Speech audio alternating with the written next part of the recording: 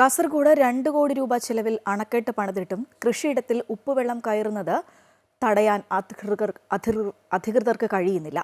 മധുവാഹിനി പുഴയിൽ minor irrigation വകുപ്പ് നിർമ്മിച്ച VCB ഫലപ്രദമല്ല എന്ന് കർഷകർ ആരോപിക്കുന്നു.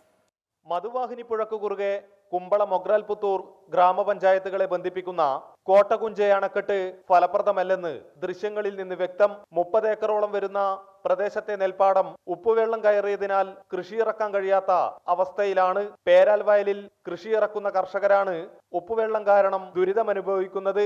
കാസർഗോഡ് വികസന പാക്കേജിൽ ഉൾപ്പെടുത്തി 2 കോടി 34 ലക്ഷം രൂപ ചിലവിലാണ് ഉപ്പുവെള്ളം തടയുവാനായി മൈനർ ഇറിഗേഷൻ വകുപ്പ് പുഴയിൽ VCB നിർമ്മിച്ചത്.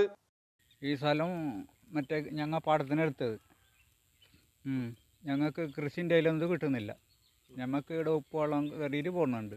പിന്നെ നമുക്ക് നേരായിട്ട് ഇത് വേണം, അണക്കെട്ട് വേണം. ഇവിടെ 50 ഏക്കറോളം സ്ഥലമുണ്ട് കൃഷിൻ്റെത്. ഒരു ഇതുമില്ല. ഈ അണക്കെട്ടുണ്ടായിട്ട് ഉള്ള ഉപ്പുവെള്ളം കയറിയിട്ട് മുങ്ങിപ്പോകുന്നുണ്ട്.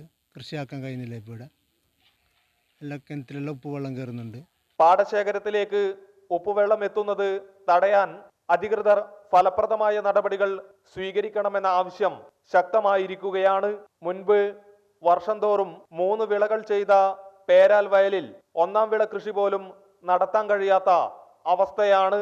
അമൃത ന്യൂസ്, കാസർഗോഡ്.